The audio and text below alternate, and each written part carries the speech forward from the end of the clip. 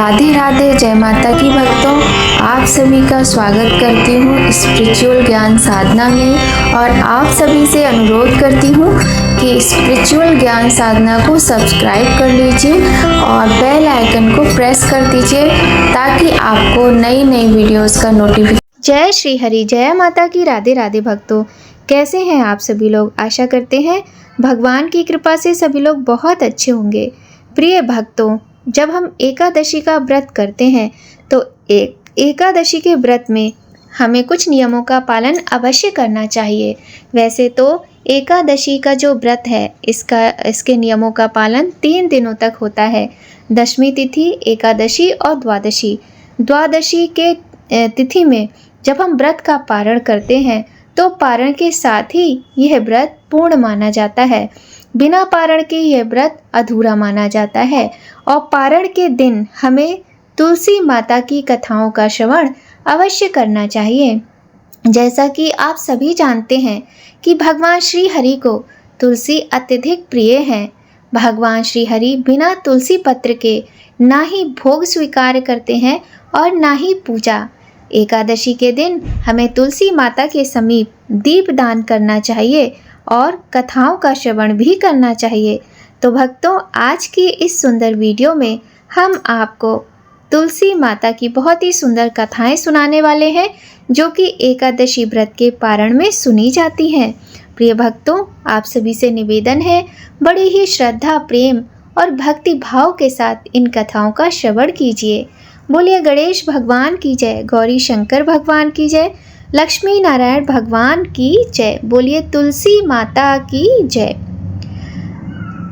एक बुढ़िया माई थी जो तुलसी माता को सींचती और कहती, हे तुलसी माता सत की दाता, मैं तेरा बिड़ला सींचती हूँ, मुझे बहू दे, पीतांबर की धोती दे, मीठा मीठा ग्रास दे, बैकुंठ में वास दे, चटक की चाल दे, पटक की मौत दे, चंदन का काठ दे, रानी सा राज दे, दाल भात का भोजन दे, 11 की मौत दे और कृष्ण जी का कंधा दे। अब बुढ़िया माई का ये रोज का नियम था कि वह यही मांगती थी। कुछ दिनों में ही तुलसी माता सुनकर यह सब सूखने लगीं। अब वहाँ पर भगवान श्री कृष्ण आए तो उन्होंने पूछा, हे तुलसी, तुम क्यों सूख रही हो। तुलसी माता ने कहा कि एक बुढ़िया रोज आती है और कह जाती है, पीतांबर की धोती दे, बहू दे, मीठा मीठा ग्रास दे, बैकुंठ में वास दे, चटक की चाल दे, पटक की मौत दे, चंदन का काठ दे, रानी सा राज दे, दाल भात का भोजन दे, 11 की मौत दे, कृष्ण जी का कंधा दे। यह बातें सुनकर मैं परेशान हूँ कि बाकी सब तो मैं पूरा कर दूंगी, लेकिन कृष्ण जी का कंधा कहाँ से लाऊंगी। तो भगवान मुस्कुराकर बोले, जब वो मरेगी तो मैं अपने आप कंधा दे दूंगा। तुम बुढ़िया माई से कह देना कि उनकी इच्छा पूरी होगी। जब बुढ़िया माई एक दिन इसी प्रकार से पूजा करते करते मर गई। अब वहाँ पर सभी लोग एकत्रित हो गए। जब बुढ़िया माई को ले जाने लगे तो बुढ़िया माई इतनी भारी हो गई कि किसी से भी ना उठी। तब भगवान एक 12 बरस के बालक के रूप का धारण करके आए और वहाँ जो लोग एकत्रित थे सभी कह रहे थे, बहुत पाप किए होंगे इस बुढ़िया ने, इसी कारण तो इसका अंतिम संस्कार नहीं हो पा रहा है, ये इतनी भारी हो गई है। भगवान बाल रूप में आकर सब कुछ सुन रहे थे। इसके बाद बालक ने कहा, मैं इनके कान में एक बात कहूँगा तो बुढ़िया माई हल्की हो जाएगी। सब ने कहा, ठीक है, तुम भी कोशिश कर लो। इसके बाद जब बालक ने उसके कान में कहा, बुढ़िया माई मन की मैल निकाल दे, पीतांबर की धोती ले, मीठा मीठा ग्रास ले, बैकुंठ का वास ले, चटक की चाल ले, पटक की मौत ले और कृष्ण जी का कंधा ले। यह सुनकर बुढ़िया माई हल्की हो गई और भगवान श्री कृष्ण ने स्वयं बुढ़िया माई को अपना कंधा दिया और बुढ़िया माई को मुक्ति मिल गई। और उस दिन एकादशी की ही तिथि थी। हे तुलसी माता, जैसे बुढ़िया माई को मुक्ति दी वैसे सभी को देना जो इस कथा को पढ़े, सुने हुंकारा भरे, सभी के कष्टों को दूर करके बुढ़िया माई के समान ही फल देना। बोलिए तुलसी माता की जय, श्री कृष्ण भगवान की जय। प्रिय भक्तों, अब सुनिए दूसरी कथा। भगवान श्री कृष्ण का तुला दान किया गया था। पहली बार तब जब राधा रानी के कारण नंद राज्य की लाज बची थी, तो दूसरी बार रुक्मिणी के कारण सत्यभामा की लाज बची थी। आइए भक्त सुनिए कथा। कालिया नाग के दमन के बाद गोकुल में नंद बाबा ने अपनी पुत्र श्री कृष्ण और माता रोहिणी के पुत्र बलराम दोनों के तुलादान का आयोजन रखा। इस आयोजन में सभी ग्वाल और यादव बिरादरी के लोग एकत्रित हुए थे। उस दौरान राधा जी और उनके पिता वृषभानु जी भी उपस्थित थे। नंद बाबा के आसपास बलराम और श्री कृष्ण एक साथ बैठे होते हैं। सभी समाज और बिरादरी के लोग एकत्रित होकर एक जगह बैठे हैं। श्री कृष्ण के पीछे राधा रानी बैठी मुस्कुरा रही होती हैं। सामने यशोदा मैया और रोहिणी मैया बैठी रहती हैं और दूसरी ओर वृषभानु जी अपनी पत्नी के साथ बैठे रहते हैं। एक ओर पुरोहित जन यज्ञ और तुलादान की तैयारी कर रहे हैं, तो एक ऋषि कहते हैं, नंदराज जी अब श्री कृष्ण को बुलाइए। भगवान श्री कृष्ण को तराजू के एक पलड़े में बैठा दिया जाता है और दूसरे में हीरे जवाहरात रख दिए जाते हैं। भगवान श्री कृष्ण के वजन से पलड़ा उनका ही भारी रहता है। नंद बाबा ये देखते हैं तो और हीरे जवाहरात मंगवाते हैं। इस प्रकार से मंगवाते रहते हैं और लेकिन जो पलड़ा है वो टस से मस नहीं होता। अब नंद बाबा ये देखकर हैरान रह जाते हैं। तब वे कहते हैं कि एक और थैला लेकर आओ। तब मोतियों की एक थाल रख दी जाती है, लेकिन फिर भी पलड़ा बराबर नहीं होता है। तब नंदराज जी मैया यशोदा की ओर देखने लगते हैं।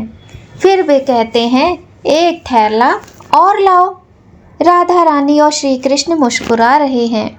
मोतियों से भरे उस दूसरे थैले से भी कुछ नहीं होता है।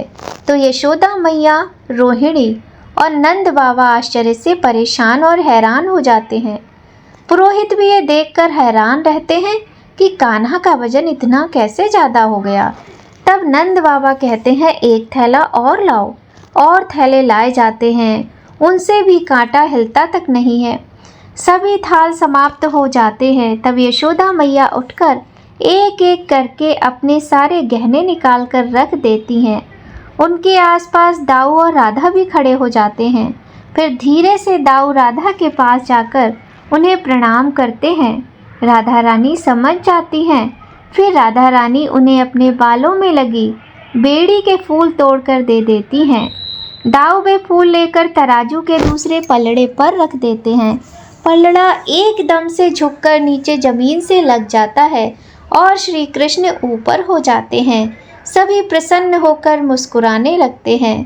तब नंद बाबा पूछते हैं, ये क्या था, कैसा चमत्कार है ये सुनकर यशोदा मैया राधा की ओर देखने लगती हैं। नंद बाबा फिर से पूछते हैं, दाऊ ये क्या था? तब दाऊ भैया कहते हैं कि ये एक दिव्य प्रेम का उपहार था। दिव्य प्रेम का उपहार? तुम दोनों के कौतिक हमारी समझ में नहीं आते। ये कहकर नंद बाबा श्री कृष्ण को तराजू से नीचे उतार लेते हैं। बोलिए श्री राधे कृष्ण भगवान की जय। अब सुनिए भक्तों तीसरी कथा। एक बार सत्यभामा को अपने रूप का बहुत अधिक अहंकार हो गया और उन्हें यह अहंकार भी हो गया कि भगवान श्री हरि उनसे कितना प्रेम करते हैं। सत्यभामा के अहंकार को तोड़ने के लिए भगवान श्री कृष्ण ने एक लीला रची। सत्यभामा के पुण्यक व्रत के पुरोहित के रूप में श्री नारद जी सत्यभामा से दान में उनकी सबसे प्रिय वस्तु मांग लेते हैं। तब सत्यभामा गलती से श्री कृष्ण भगवान को ही दान कर देती हैं, क्योंकि वो कहती हैं सबसे प्रिय वस्तु तो भगवान श्री कृष्ण ही हैं और वह उन्हें नारद मुनि को दान कर देती हैं। द्वारिकाधीश श्री कृष्ण नारद मुनि के दास बन जाते हैं। बहुत प्रार्थना करने के बाद भी नारद जी नहीं मानते। नारद जी कहते हैं, वैसे तो दान में दी हुई वस्तु वापस नहीं लौटाई जाती, परंतु चलो मैं लौटा दूंगा, किंतु तुम्हें इसके बदले में कुछ देना होगा। ये सुनकर सत्यभामा प्रसन्न होकर कहती हैं, सच? तब नारद जी कहते, हाँ देवी, अपने पति के लिए आपके हृदय में इतनी गहरी भावना देखकर मेरा हृदय भी पिघल गया, सो मैंने इन्हें मुक्त करने का निश्चय कर लिया है।